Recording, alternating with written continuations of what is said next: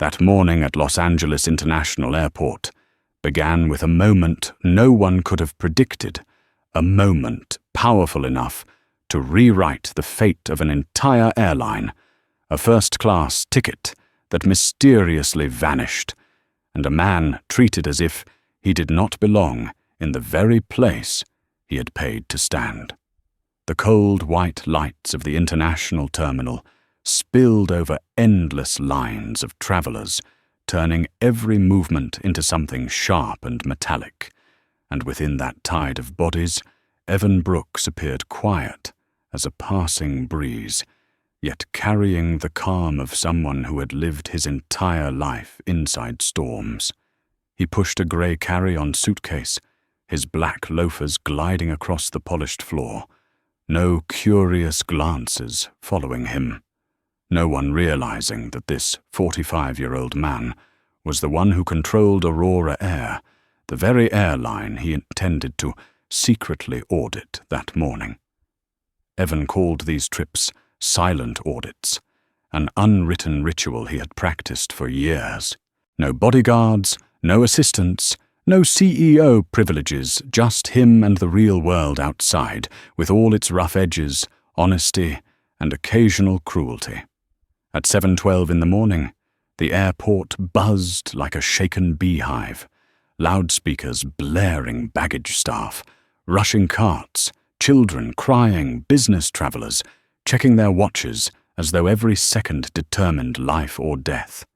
Evan watched it all with steady eyes, so deep they seemed to swallow the chaos around him. He liked this place. He liked its unfiltered truth. He liked that no one knew who he was. And most of all, he liked that no one pretended to be polite just because they feared losing their jobs.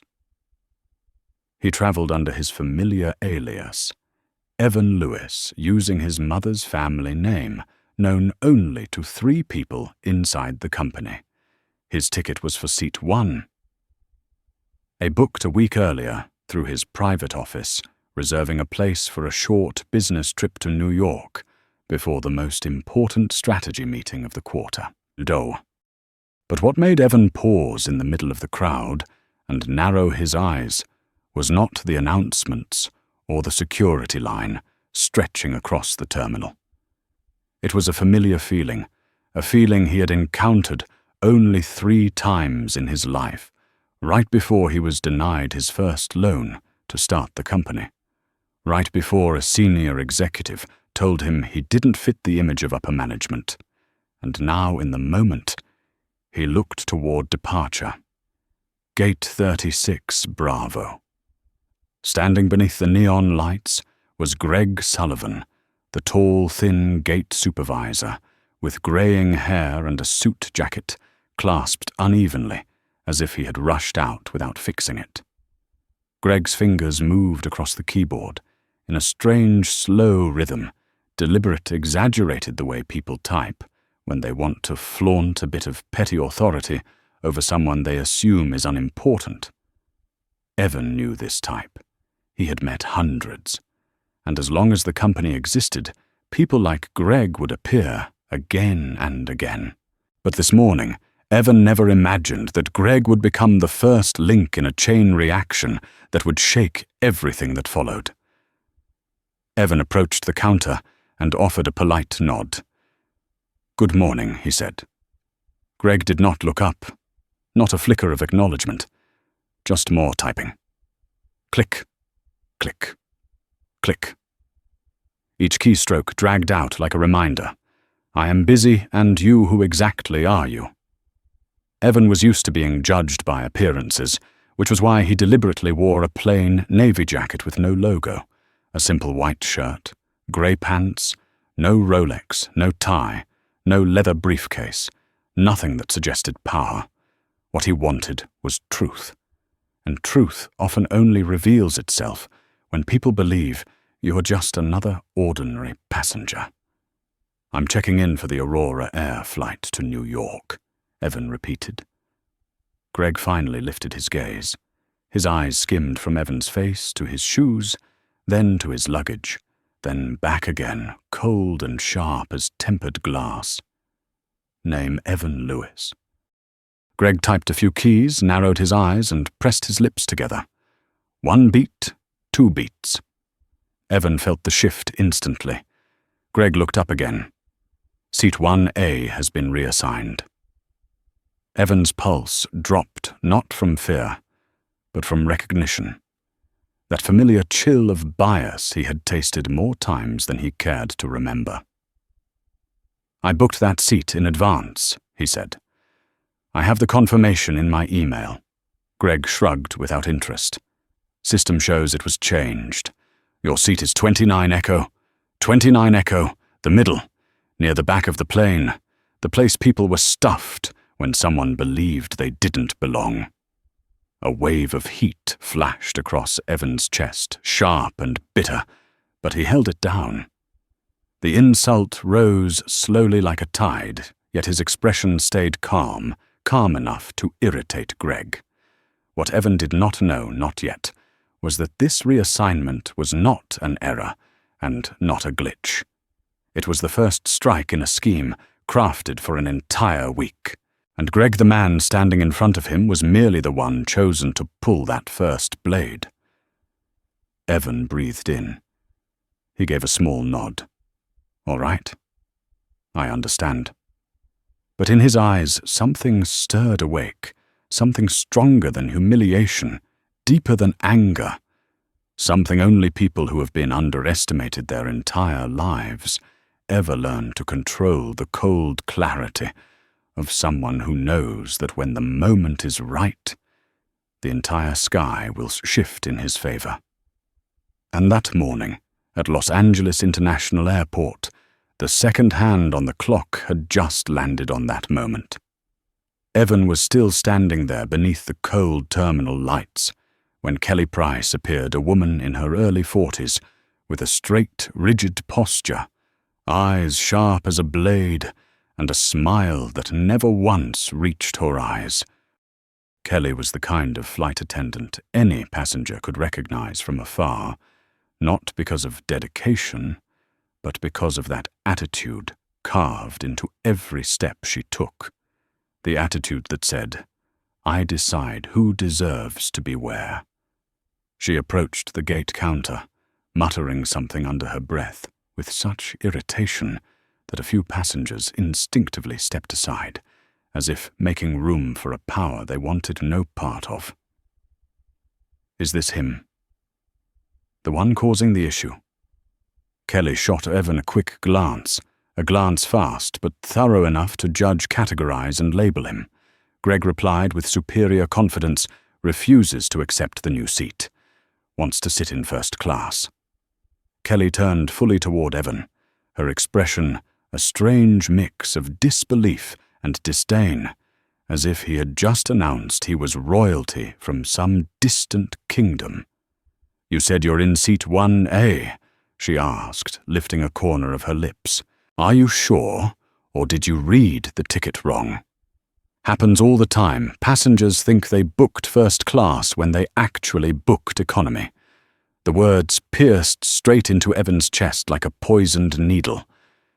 He had heard variations of that sentence countless times in his life, from banks, from store staff, from people who believed he didn't look like someone who belonged in luxury spaces.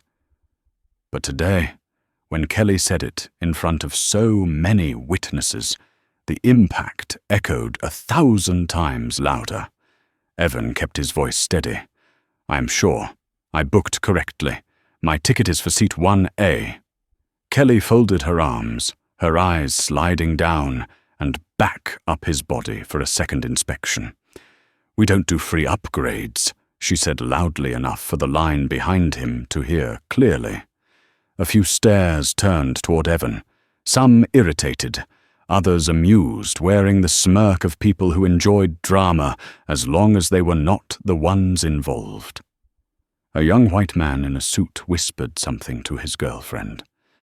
She covered her mouth while laughing as if watching a comedy scene unfold. Evan heard everything, felt everything. From every laugh he sensed the echoes of years spent being judged by the color of his skin and the clothes he wore rather than the value he created. Kelly began losing patience. "You will sit in seat 29, Echo," she said coldly, "or we will call security." Evan lifted his gaze and locked eyes with her. "No fear. No retreat. Go ahead," he said. "I want them standing here, listening to this conversation." Greg faltered for a split second. Kelly's eyes widened slightly, as if she could not believe someone who looked like that dared to push back. Then she let out a dry laugh. "Come on," she scoffed. "You're holding up boarding. If you were actually a first-class passenger, you would have been taken care of already. But you're not." Whispers spread through the line like sparks leaping across dry paper. A few passengers had already raised their phones recording. Evan felt the camera lenses pointed at him, not the attention he ever wanted, but the kind that twisted his stomach into knots, public humiliation, disguised as curiosity. His breathing grew heavier for a moment, but his face remained calm. Calm to the point of irritation for the people around him, because beneath that calmness, something dangerous was rising, a deliberate silence. Greg shoved a new boarding pass into Evan's hand, almost throwing it. 29, Echo. Boarding now. If not, you will be removed from the flight. A few years ago, Evan might have argued, or demanded a supervisor, or walked away in anger.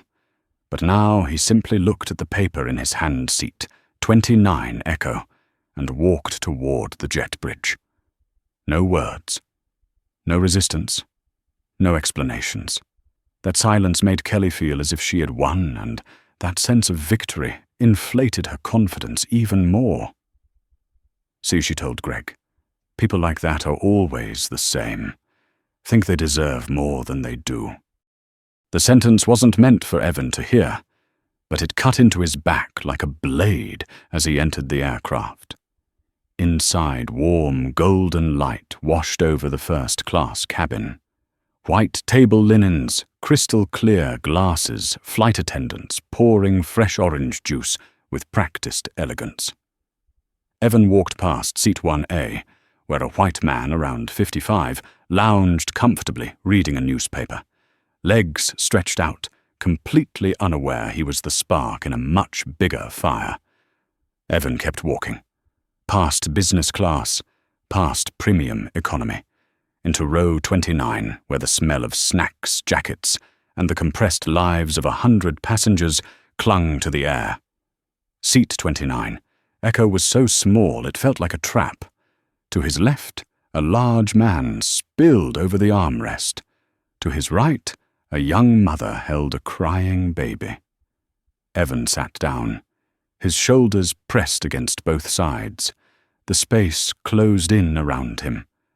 But what suffocated him wasn't the seat. It was the feeling of being judged, downgraded, classified, all because someone decided he wasn't worthy of seat 1A. The weight dropped onto his chest like stone. Yet beneath the rising wave of emotion, another thought formed, quiet but sharp. They think they know me, but they know nothing. And my silence is what they will remember for the rest of their lives. As the aircraft began to taxi, Evan closed his eyes. Not from exhaustion, but because he was measuring every breath, every movement. Because the moment the plane left the ground, one single moment later, that silence would become the most dangerous weapon he had ever used. And they, the ones in uniform, had no idea what they had just awakened. As the plane tilted gently upward, lifting off the runway and slicing into the white clouds above, Evan opened his eyes. He did not look out the window, nor at the passengers beside him. He stared straight ahead at the worn, grey seatback in front of him, but his gaze was not truly fixed there. It was anchored to a single thought enough, the humiliation at the gate. Kelly's disdainful stare, Greg's smirk, the couple laughing behind him each moment, cut deep, like an old wound that never quite healed.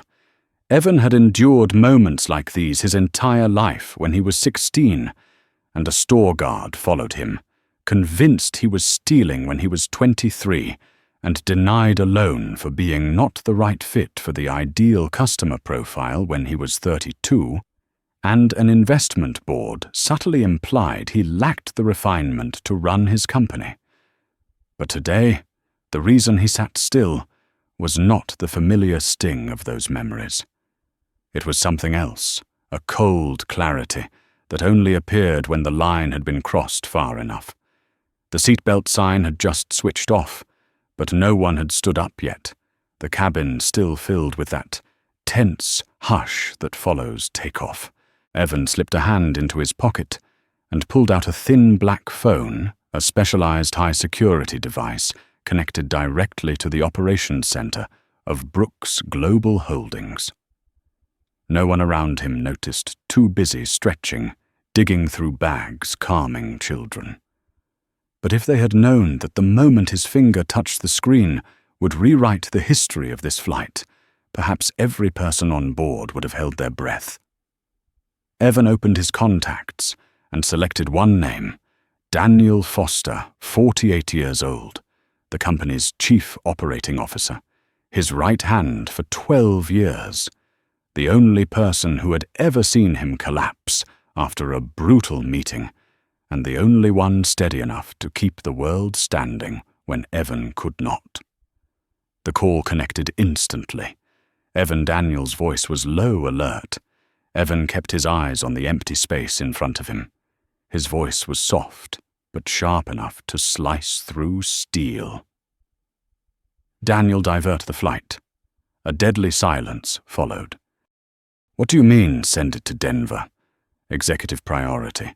Activate code 9X. Daniel inhaled sharply on the other end. Denver, is there a technical issue? Is someone injured? A threat on board? No. Evan replied. Just follow the instruction and have the entire board of directors waiting on the runway. Send the security team to the aircraft the moment we land. Daniel paused for a beat.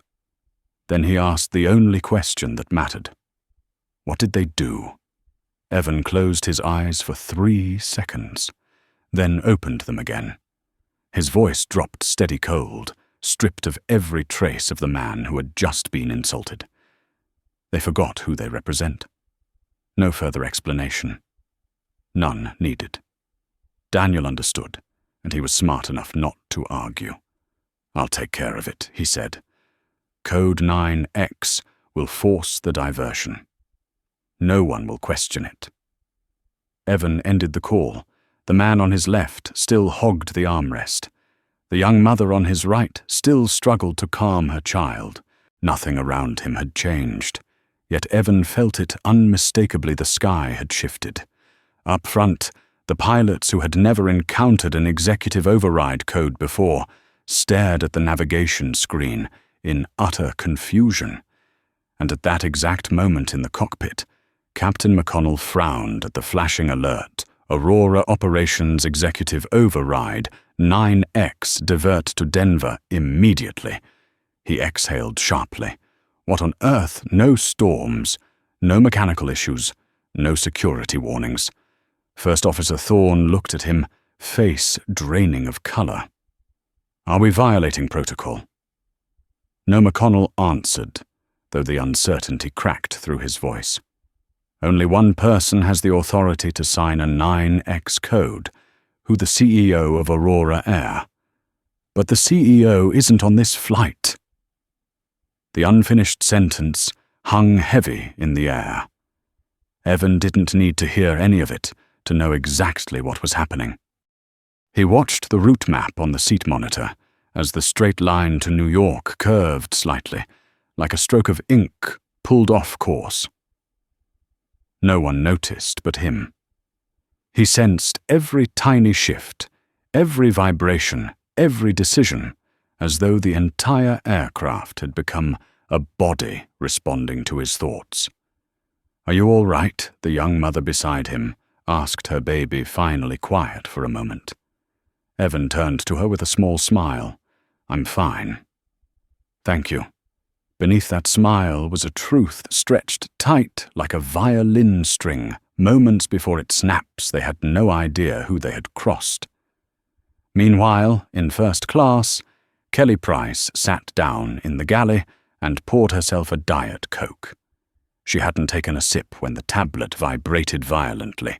A red alert, flashing crew alert, all flight attendants report to the first-class galley. Do not inform passengers. No interaction unless requested. Note Mr. Evan Lewis equals Mr. Evan Brooks. Kelly read it a second time. A third. Her throat dried. Goosebumps rippled up her arms and across her neck. No impossible Greg Sullivan received his internal call 15 seconds later. His eyes darted wildly as Kelly whispered, "We sent the CEO of the airline to seat 29 Echo." They stood frozen for several seconds, panic rising through them like an icy tide. But this tide carried a metallic taste, the flavor of a future collapsing in real time. Back in row 29, Evan leaned his head against the seat, his breath steady. No more anger. No more humiliation. Only the absolute stillness of a man who knew exactly what he had just set in motion. One call, 12 minutes after takeoff, and the sky obediently changed direction. Evan closed his eyes not to rest, but to prepare. Because the moment the plane touched down in Denver, every mask of the employees of the system, of the one who orchestrated the scheme, would fall. And he would be the one standing at the end of the runway watching everything exposed under the unforgiving white light of truth. The wheels touched down on the Denver runway with a softness so precise it was hard to believe the pilots had just executed an emergency diversion.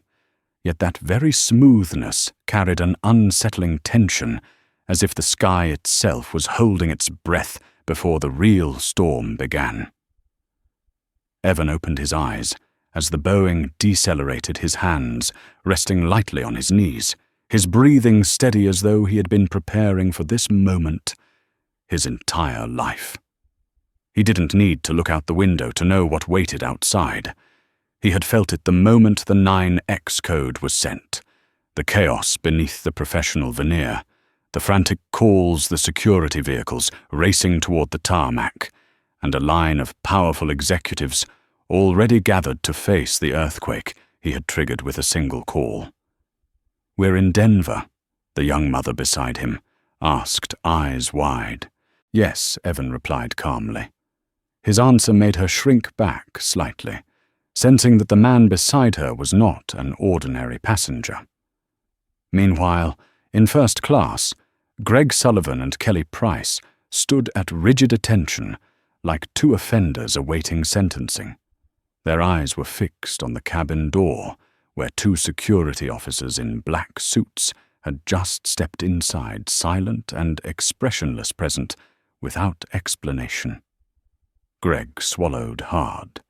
Kelly felt her knees threatening to give out. They knew this had escalated far beyond internal discipline. This was the moment careers turned to ash.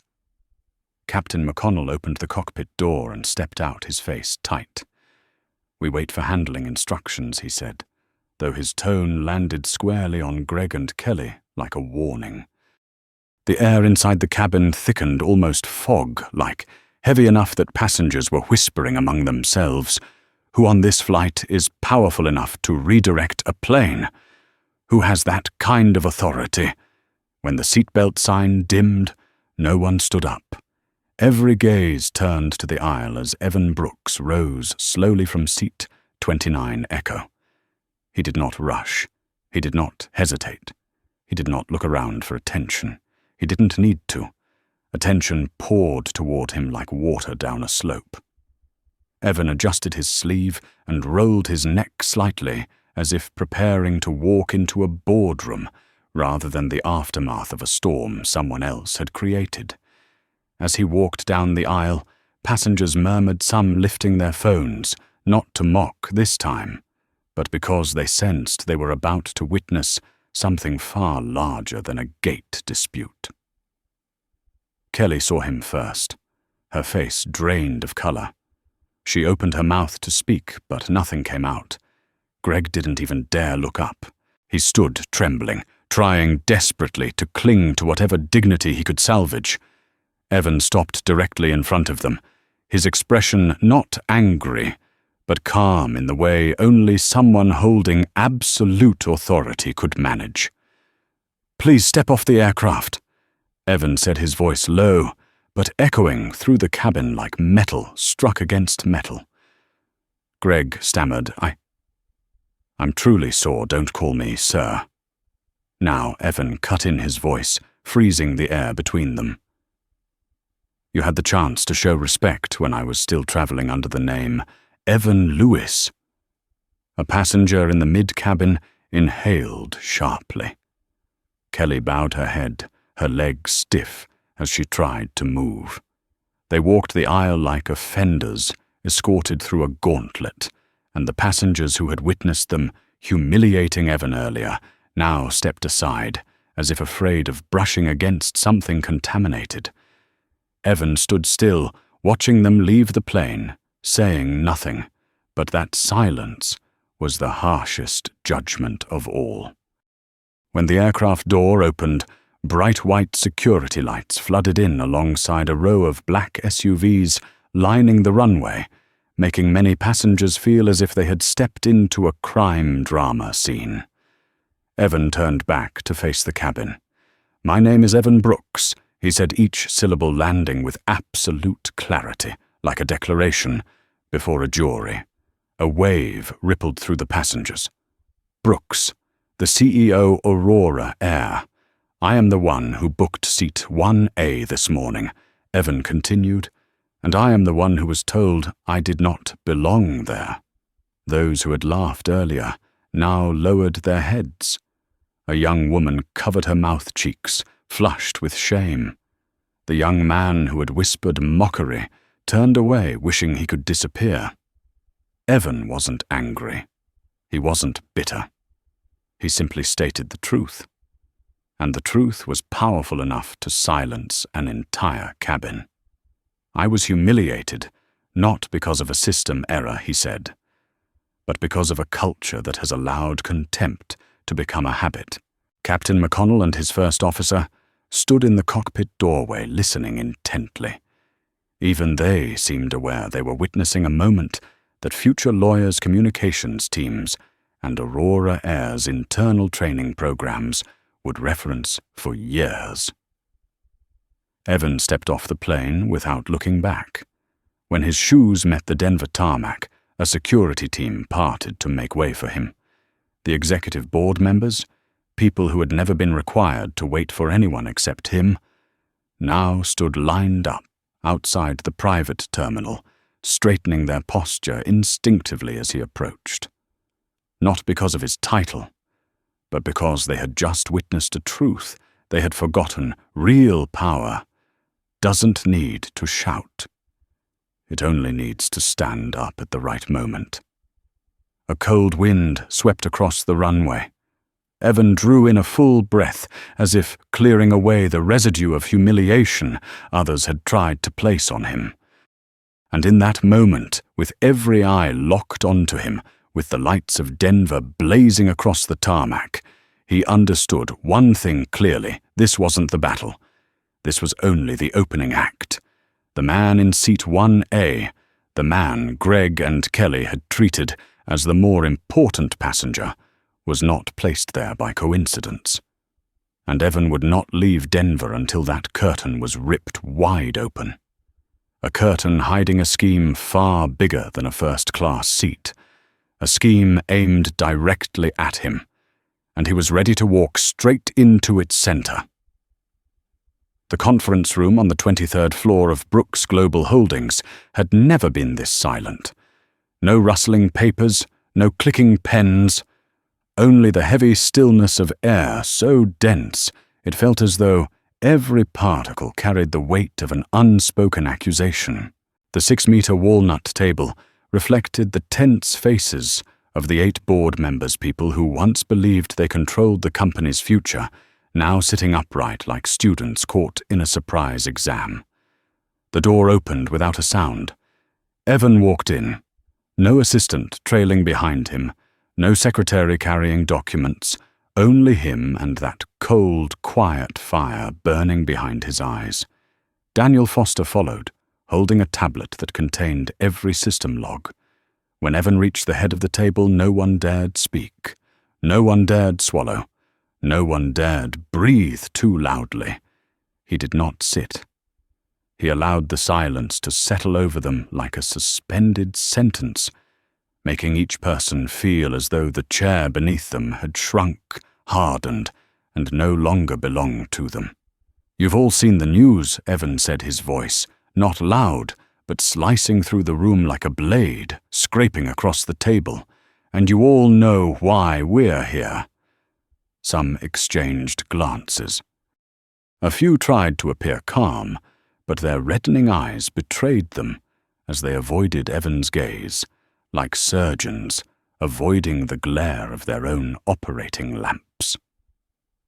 Daniel placed the tablet on the table and opened the first file. "The system has been checked," he said. There was no technical error, no glitch. Seat 1A was never automatically reassigned. Evan scanned the table slowly, letting his gaze rest on each face, one at a time. "Good," he said. "That means the seat change was deliberate." A ripple of tension ran through the room. Evan clasped his hands behind his back. "So the next question is who did it?" No one answered. Evan knew they didn't have the answer, but he also knew the silence wasn't ignorance. It was fear. "Let me ask this differently," Evan said, lowering his voice, half a tone, doubling the danger in it. "Who has access to the internal terminal at the Atlanta office, the one that registered the override command for seat 1A at 6:47 this morning?" Daniel swiped across the screen. "Only 3 people," he replied. "Myself, Linda Carver, Chief Financial Officer, and—" He paused, not because he forgot, because he didn't want to say it. Evan fixed his eyes on Daniel, and Thomas Whitfield. The temperature in the room seemed to drop. 2 board members exchanged terrified glances. One tugged his sleeve as if he couldn't believe what he had just heard. Whitfield.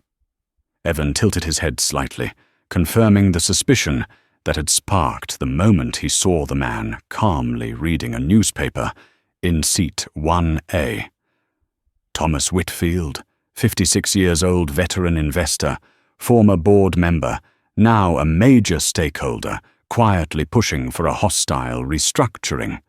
A fox who knew how to use the law to bite without leaving teeth marks. Linda Carver spoke first, trying to distance herself from the circle of suspicion. "It could be someone at the Atlanta office," she said quickly. "An IT staffer. Someone logging in with a borrowed credential." Daniel shook his head, his voice firm as steel. The command came from the terminal inside Whitfield's private office. It required his security card. It cannot be forged. Another board member grasped for the last fragment of hope. Maybe he just wanted to change seats.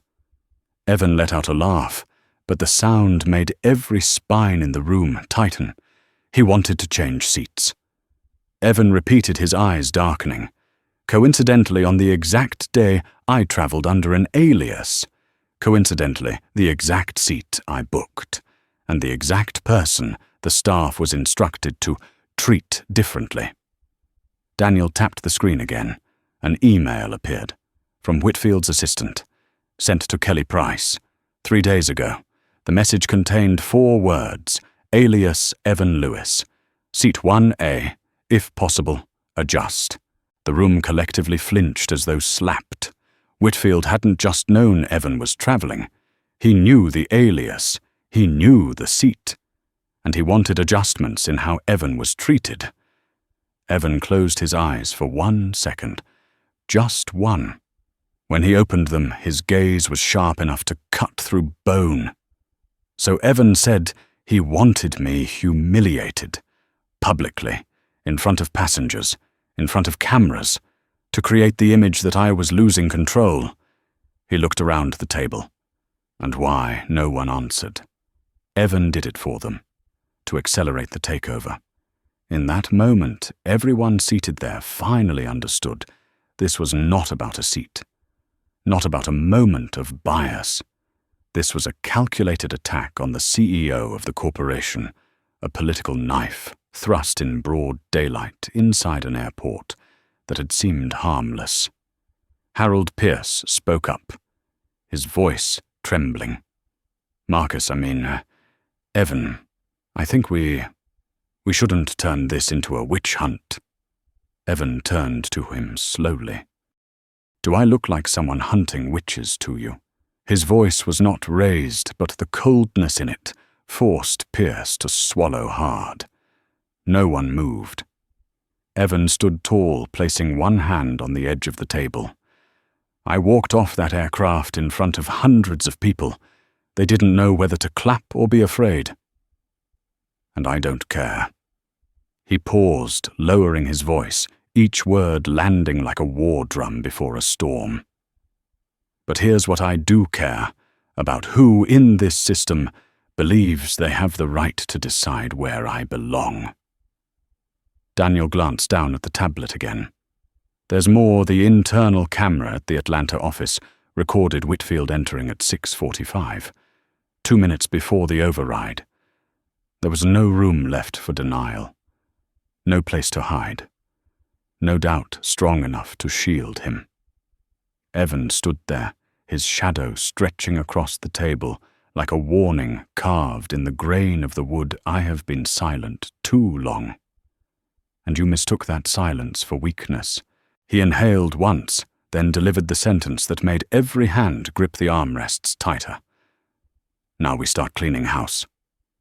Outside the conference room, the Denver sky glowed pale blue.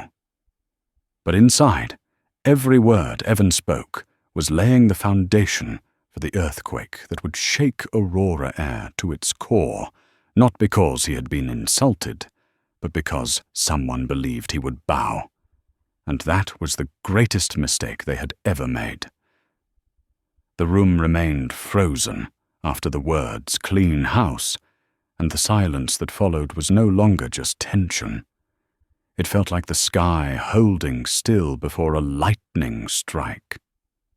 Evan's gaze swept across each board member, leaving them with the unsettling sensation that he was seeing straight through their shoulders, through the layer of professionalism they use to hide their compromises and cowardice.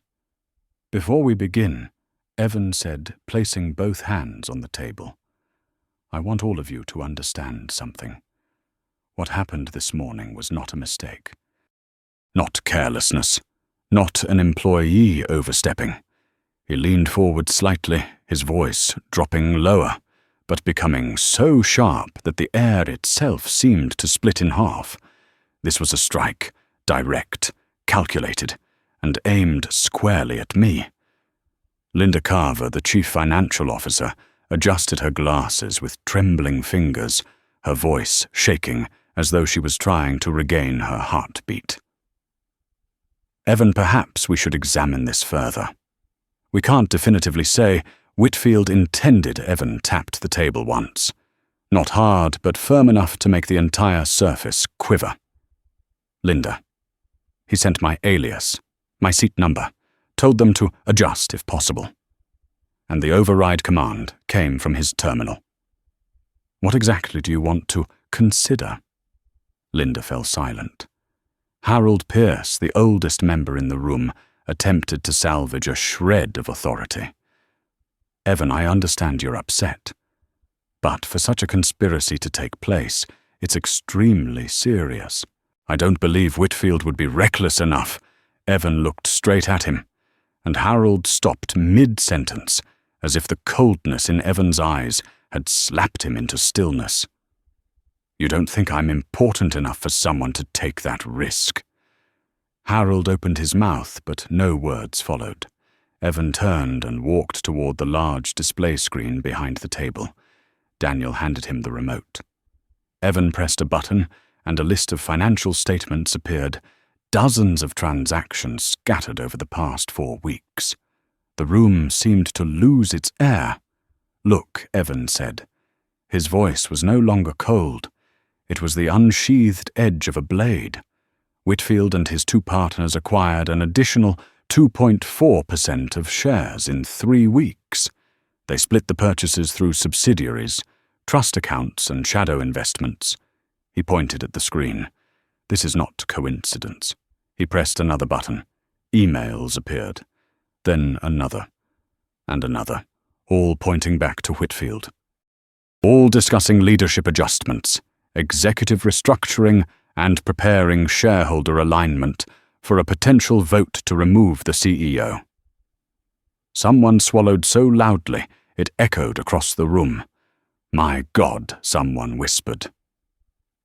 Daniel picked up where Evan did not need to.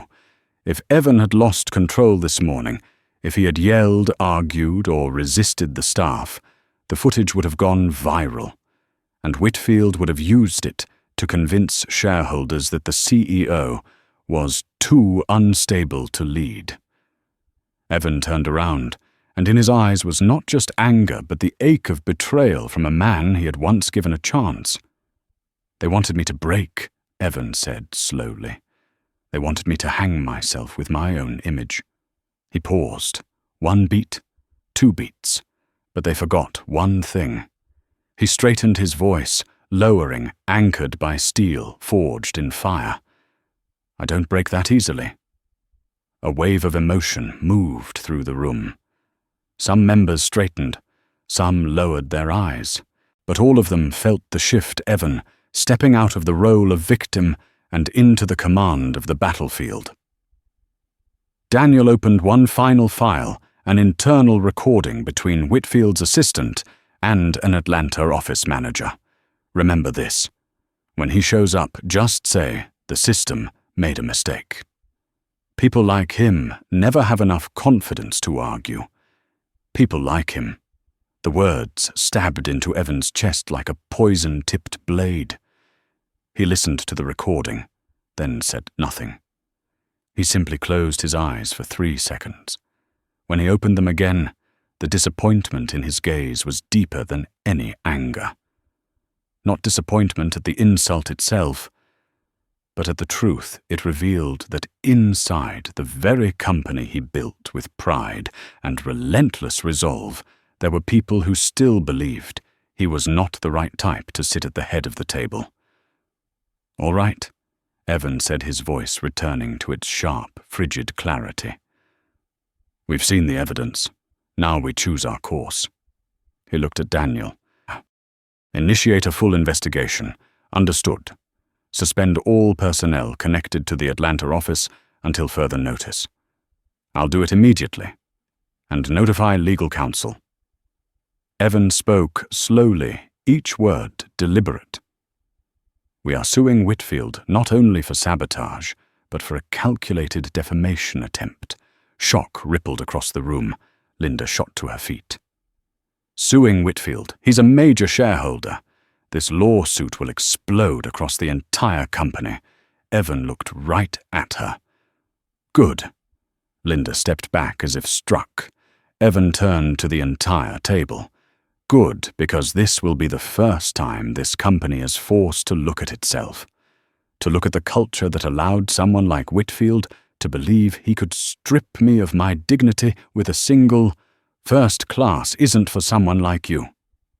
Daniel didn't speak, but the unwavering support in his eyes was unmistakable rare for someone as composed as a chief operating officer. Evan drew a slow breath, his voice low, but echoing like a battle drum. "If we let this go, it won't just be me. Anyone who doesn't fit the comfort zone of the powerful will become the next target." He placed both hands on the table and leaned forward slightly. "I didn't build this company for it to become a place where people use skin color influence or connections to decide who deserves respect. Another silence fell. But this time it wasn't fear. It was agreement. A kind of respect the room had never held before. Evan straightened and turned toward the door. "We start today." He paused for 1 second before stepping out. "And if anyone doesn't want to walk with me," he looked back, his eyes sharp as a blade. "The door is right behind you." No one moved. No one stood. In that moment, everyone understood the takeover battle had been ignited, and Evan Brooks had just stepped into the role of commanding general.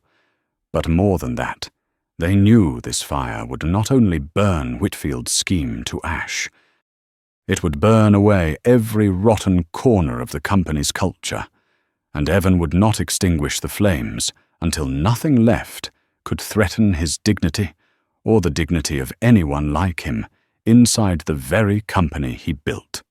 Right after leaving the boardroom, Evan walked straight to the executive office, where Daniel had already assembled a legal team and several senior leaders.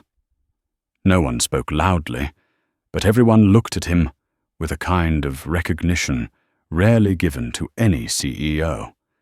The understanding that the man entering the room was not just leading a corporation, but leading a battle for dignity. Daniel handed Evan a thin folder. "Temporary termination orders," he said. "Greg Sullivan and Kelly Price. No negotiation. No reinstatement." Evan signed immediately. His pen moved with precise, unwavering strokes, like someone who had been waiting for this moment ever since he was forced into seat 29 Echo. Not because he wanted personal revenge, but because if he didn't act, the system would quietly wipe the stain away as if nothing had happened, and that same toxic loop would continue to strangle people with less power than him. "Announce it internally," Evan said. "And tell communications to prepare a statement. Direct, honest, no sugarcoating." Daniel nodded. An executive assistant nearby trembled slightly, as though overwhelmed by the sudden number of changes unfolding in a single day. But Evan wasn't finished. Now he said, "Whitfield." The legal team's 6 attorneys inhaled sharply at the same time. A blonde woman, the head of legal, spoke first. "Evan suing a major shareholder, it will cause shock waves. The stock will fluctuate. The media will explode with headlines. This could become a battle that lasts months, even years." Evan looked straight at her without blinking. "I don't need a fast battle. I need the right one." The answer silenced the entire legal team. Then, one by one, they nodded. They all understood Evan was not a man who postured for theatrics. If he had decided to sue Whitfield, it meant he was prepared to fight to the end, and no one would be able to pull him back. Daniel activated the large screen. "We have enough evidence for internal sabotage, breach of confidentiality, intentional defamation of the CEO, and, if you agree, we can escalate this to systemic racial discrimination." Someone on the legal team asked quietly, "Where do you want to begin?" Evan turned his voice deep and resonant like a metal bell. "Begin with the truth." His first principle had always been transparency. He didn't want to win through scandal. He wanted to repair the foundation, which was why just a few hours later, the company-wide virtual town hall broadcast to nearly 40,000 employees worldwide was announced. A simple stage, a single microphone, white overhead lights. Evan stepped up. No teleprompter, no script, no expensive suit. Only him in a rolled-sleeve white shirt, the symbol of a CEO choosing to stand beside his employees, not above them. Today he began, "I'm not speaking to you as the CEO. I'm speaking as a passenger who was called a pretender." Across thousands of live connections, murmurs rose. Evan recounted the entire event without embellishment, without anger, without portraying himself as a victim. Just the truth laid bare, with a calmness that made people shiver.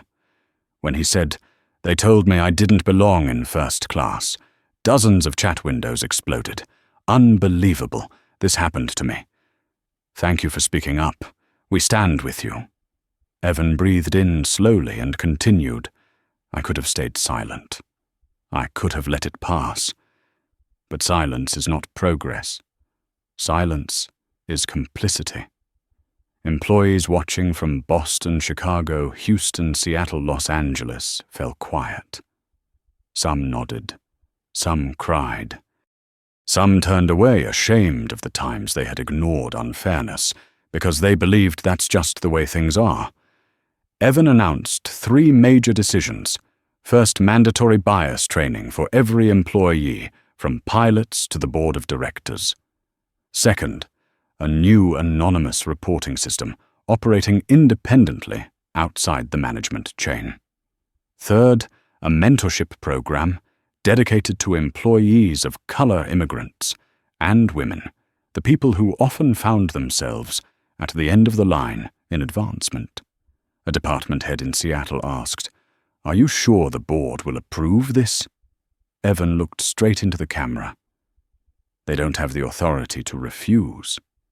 In that moment, tens of thousands of employees saw something the media never captured correctly. Real power isn't loud. Real power is the kind of presence that makes an entire system stop and listen. After the town hall, break rooms across the company erupted into discussion. Andre Miller, a customer service agent in Chicago, stood up during an internal meeting, voice shaking with years of restraint. "What happened to Evan happens to us every day. They tell us to lower your tone, don't be emotional, look more presentable. But really it's always about skin color." Evan watched the live stream and felt his chest tighten, not with pain, but with recognition. Over the next 4 days, Evan visited 4 major hubs. He didn't deliver speeches. He didn't pose for photos. He simply listened to stories of rude passengers, biased managers, and countless moments when employees had been made to feel small, when a Latina gate agent cried and said, "My supervisor said I should rise above insults, because that's the job, but all I feel is smaller." Evan placed a hand on her shoulder and said, "You are not invisible." The word spread quickly. Some employees were moved. Some said he was going too far. Some board members were furious. Harold Pierce slammed his fist on the table during a closed-door meeting. "You're turning a small incident into a social crusade. You're going to get us sued." Evan turned to him. "Patience gone. You're more worried about lawsuits than about your own employees being mistreated." Harold went quiet. Evan didn't wait for an answer. "If anyone in this room thinks I'm going too far," he said, "then remember, none of this would be happening if we had done the right thing from the start." The room froze. But for the first time, Evan didn't care what they felt. He cared about justice, a justice taken from him at the departure gate that morning. As he left the meeting, Evan paused by the glass window, looking down at the runway, where planes took off and landed like the company's heartbeat. And he knew the fight had only begun. Ahead of him were Whitfield, the forces behind the takeover plot, and the long-standing walls of a toxic culture years in the making. But this time, Evan was not fighting alone. He had the truth. He had his entire workforce behind him. And most importantly, he had the resolve to never again let anyone use a seat, whether 1A or 29 Echo, to decide his worth for even a single moment. In the days following the town hall, Brooks Global Holdings felt like a ship forced into a new direction under the pull of a rising storm. No one stood still. No one stayed quiet. In Chicago, Seattle, Houston, Boston, Los Angeles, Every break room suddenly became a place where people finally spoke about the things they once had to swallow in silence, stories that would have been labeled sensitive, inappropriate, or we'll deal with it later, if said in front of management. But now, after their CEO, the most powerful person in the company, had been publicly humiliated and dared to stand up and tell the truth, they felt they too had the right to be heard, to speak, to exist. Evan watched everything through internal live streams, and every story employees shared tightened his chest a little more. Not from pain, but from awakening. A quiet awakening, powerful enough to topple rotting towers of power. On Tuesday afternoon at the Chicago hub, Andre Miller stood up in an overflowing meeting room and spoke with a trembling but determined voice. What happened to Evan is not rare. It happens to us every day. The only difference is no one records it. The room fell silent. Andre continued. They tell us to stay calm. Don't sound harsh. Smile more. Dress in a way that looks trustworthy. But when others make mistakes, it's called a human error. When we react, it's called an attitude problem. A woman in the corner began to cry. Another nodded vigorously, as if someone had finally spoken aloud the words she'd held inside for years. Evan watched from headquarters in Denver. When Andre finished speaking, Evan closed his eyes for a moment, not out of exhaustion, but because he could feel something awakening throughout the entire organization, a truth buried too long. In Houston, an airport hotel held a staff gathering after hours. An employee of Indian descent described being called Taxi Man right at the check-in counter. A Latina employee recalled a co-worker joking she looked more like housekeeping than someone who prints boarding passes. A group of black employees shared how customers repeatedly asked, "Are you sure you're at the right gate?" Each story was a cut, and each cut echoed the wound Evan had just lived through. But while this wave of voices grew stronger, there was one place far from calm, the 27th floor, the board's offices. At that moment, the most powerful people in the company were boiling with anger. In a closed-door meeting, Harold Pierce slammed his hand onto the table. He's shaking the entire company over a personal incident. Do you understand the legal fallout? We're opening the door to a flood of lawsuits. Linda Carver, still shaken from her confrontation with Evan, spoke softly. How long did you expect us to hide this? Evan was humiliated in front of 100 people. And we're making it worse, Harold barked. He's broadcasting internal issues to the entire company. This is like walking into the guillotine voluntarily. Another board member spoke up. Harold, don't you see that the real issue is that something like this could happen inside our own system? Every system has flaws, Harold snapped, but not every flaw needs to turn into a crusade to save the world. A sharp click cut through the room. The door opened. Evan stood there. No one knew how long he had been outside. No one knew how much he had heard. But from the cold steel in his eyes, everyone understood he had heard enough. You think this is a small matter? Evan asked, his voice low, like thunder rolling before a storm. Harold turned, attempting to regain composure. Evan, this I'm just saying, you're blowing this out of proportion. Evan stepped into the room, each step carrying the weight of truths they didn't want to face. You want to know what's out of proportion? Harold, out of proportion is when an employee is told to smile through an insult. Out of proportion is when a customer who looks wealthy earns respect, while someone who doesn't fit the image is treated like a fraud. Out of proportion is when I, the man who built this company, was judged from head to toe and deemed unworthy of seat 1A. Harold cut in. No one is denying it was wrong. Evan slammed his hand onto the table. This time, it was loud, sharp, and made Harold flinch. Being wrong doesn't matter if we don't have the courage to name it. Evan's eyes swept across the room. I once believed silence was a way to survive. I once believed that if I worked hard enough, acted polite enough, carried myself properly, people would respect me. He paused. His voice dropped half a tone, carrying the weight of 45 years of being judged. But what this morning reminded me is this dignity is not something others give me. It is something I protect, even if it means standing against the very system I built. No one spoke. Evan turned to Linda.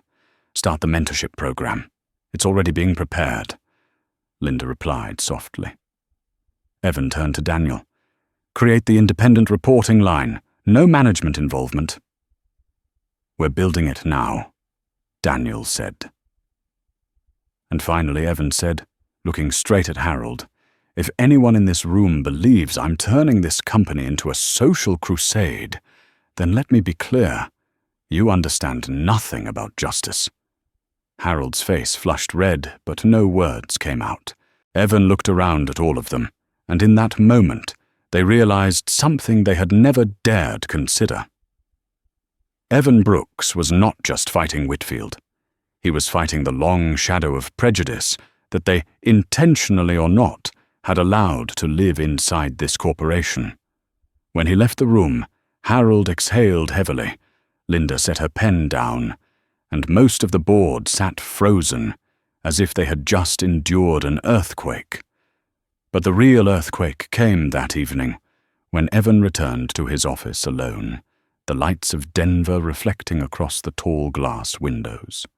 He looked down at the runway below, where hundreds of flights took off and landed each day, where people like him had been overlooked, where a single seat, 1A, had once symbolized who belonged and who did not. Evan placed his hand on the glass. Not out of sorrow, but out of understanding. Real reform does not begin with statements. It begins with refusing to fear the people who will be angry at the change. He was ready to face all of them, and for the first time in years, he no longer felt alone on that battlefield. The employees were rising. The old culture was cracking. The system was shifting in small currents, in steady breaths in shared stories. But Evan knew one thing to tear down the final curtain. The one shielding Whitfield, he would have to face the most personal battle of all. A battle with no lawyers, no boardrooms, no town hall standing between them. Only him. Only the truth. And the man who had dared push him out of seat 1A to bring an entire empire to its knees. Night fell over Denver with a cold so sharp it made even the glass towers seem to tremble, but Evan stood in his office without turning on the lights, watching the city below, as if observing a silent battlefield unfolding between the flickering lights. The desk phone rang the head of legal, informing him that Whitfield had responded. He wasn't panicking like Greg or Kelly. He didn't call to apologize. He didn't ask for a private meeting. Instead, he requested a procedural appointment, a closed-door mediation at an arbitration center in Manhattan. Perfect. Evan replied, his voice soft, but carrying a blade. 2 days later, the mediation room in Manhattan glowed under warm amber lighting so quiet that even the sound of a page turning echoed. Whitfield sat on the opposite side of the table, wearing a silver-gray suit, pressed razor-sharp, his eyes calm as though what he'd done was simply adjusting a stranger's seat. He leaned back, fingers interlaced, a thin smile on his lips, the smile of a man who believed that 3 decades of wealth, power, and connections would shield him from every consequence. Evan Whitfield began, his voice smooth like a stage actor's. I regret the misunderstanding that morning. I'm sure everything can be resolved with a standard expression of regret. Evan looked at him for several seconds, long enough for Whitfield's patience to fray. A statement of regret, Evan repeated. No admission, no accountability, no acknowledgement of what you did. Just a polished little sentence to help you keep your seats on a few more boards. Whitfield chuckled lightly. Evan, you're exaggerating. We both know a seating error is hardly— You pushed me, Evan said, voice low but cutting. Not out of seat 1A. Out of the place you think I don't deserve. Whitfield raised his brows, still trying to appear calm. I didn't push anyone. You're imagining things. Really, Evan tilted his head and tapped his tablet. The assistant's email appeared. The override command appeared. The hallway camera footage from the Atlanta office appeared. Whitfield walking into his private room at 6:45 in the morning, 2 minutes before seat 1. A vanished from Evan's reservation. Whitfield's face tightened for a fraction of a second, so brief an untrained eye might miss it. But Evan saw it. He saw everything. You think I'm angry about a seat, Evan said, stepping closer, each step weighted with truth. I'm angry because you believed I didn't deserve to sit there. You believed I didn't fit the image, not refined enough, not the type who belongs in first class. You believed that if I was humiliated enough, I would lash out and destroy myself. Whitfield let out a bitter laugh. You're turning a simple issue into a matter of race. Evan held his gaze unblinking. There is nothing for me to turn. It already was. The mediation room fell silent. Evan placed the tablet on the table and leaned in, palms flat against the wood. You didn't embarrass me, Thomas. You exposed yourself. And you showed the world something I've always known. Racism is not just slurs shouted across a street. It is subtle. It wears a suit. It carries a law degree. It walks through modern offices. It speaks in soft voices and legal phrasing. It is you. Whitfield narrowed his eyes. So what do you want? Truth Evan said. And justice. You want me to lose everything? Whitfield asked, trying and failing to keep the tremor out of his voice. Evan shook his head. No. Then he delivered the sentence that froze the entire room. I forgive you. Whitfield leaned back as if struck disbelief spreading across his face. Forgive, what did you just say? Evan stood upright and picked up his tablet. I forgive you, not because you deserve it, but because I refuse to carry the weight of you for even one more day. The mediator exhaled softly, as though witnessing a verdict rendered not with a gavel, but with the quiet force of humanity. Evan turned and walked toward the door without looking back. He did not ask for another apology. He did not ask for surrender, because he knew the real battle wasn't inside this room. It was inside the heart of the company, in the thousands of employees now looking to him as proof that silence was no longer an option. When he stepped outside the building, the Manhattan wind curled around his tie, carrying with it the echo of the confrontation he had just finished. Evan lifted his gaze to the sky. A vast, open blue, free clear, untouched by any seat designed to measure his worth. And he understood the greatest victory was not defeating Whitfield.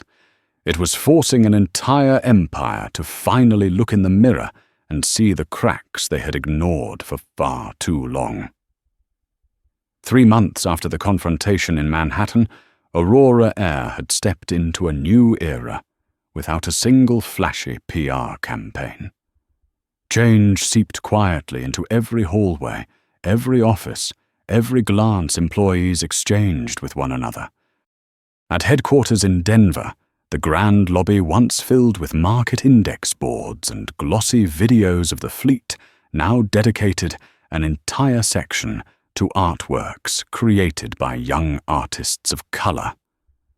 Not as a display piece, not as a diversity badge, but because Evan insisted, if we fly across the world, then we must see the world, not just one narrow version of it.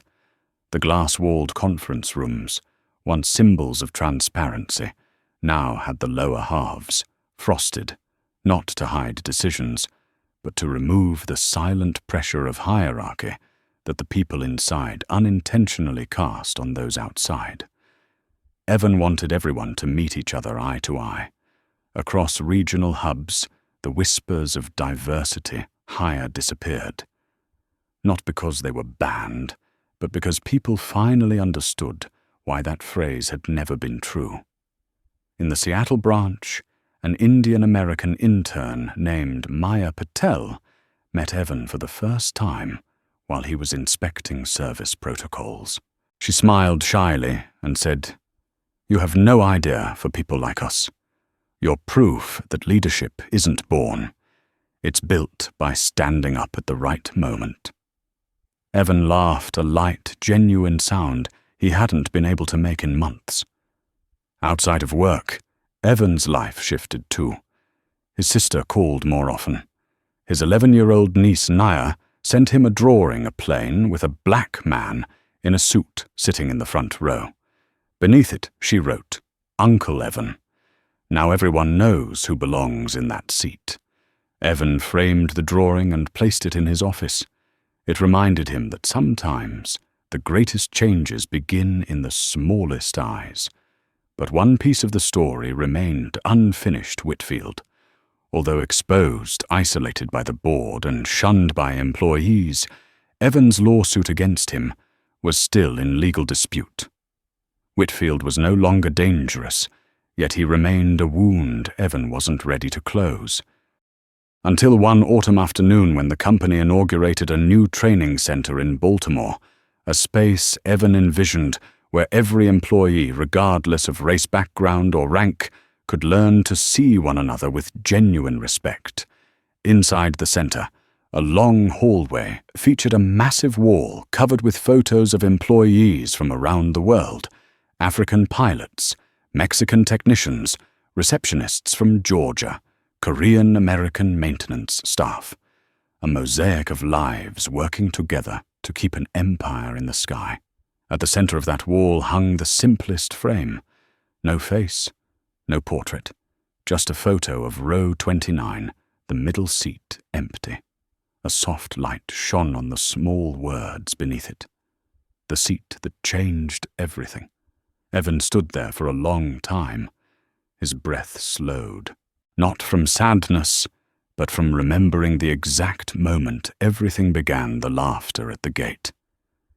Kelly's judging eyes, Greg's cold voice, the suffocating feeling of being forced into the seat they believed fit him. It was the most humiliating seat of his life, and the one that freed him from the silence he had carried since he was 19. Evan touched the edge of the frame gently. For the first time in months, he smiled with full ease, the smile of a man who had moved through pain, seen the legacy he was building, and understood that it was bigger than a hostile scheme, bigger than a first-class ticket, bigger than a single flight. It was the legacy of speaking up, of standing tall, of refusing to stay silent. Because now Aurora Air wasn't changing through speeches or CEO memos. It was changing because its people had finally seen the truth, that dignity has no seat assignment, and respect is not a privilege reserved for a chosen few. Before leaving the hallway, Evan turned back to the photo one last time. Not to revisit the humiliation, but to remember a lesson: power does not change who we are. It reveals who we have always been. And Evan Brooks had chosen to be someone who used power to lift others, never to push them down. From the perspective of an expert in organizational culture and systemic power, Evan Brooks's journey is not merely a story about a stolen seat or a hostile takeover. It is proof of a deeper truth that ethical fractures in a company never begin with grand mistakes, but with small moments when people forget one another, when respect slowly shifts from a foundation into a privilege. Evan did not transform Aurora Air through anger. He transformed it through resolve by looking directly at injustice and refusing to stay silent. And it was that refusal that opened the door for thousands of employees to finally speak their own truths. If this journey makes you reflect on how we treat one another in moments that seem insignificant, then like the video to help spread the message, subscribe to follow more stories that reshape systems from the ground up. Before you leave, comment 3 words. Hold your dignity as a reminder that sometimes all it takes is one person standing up for the world to shift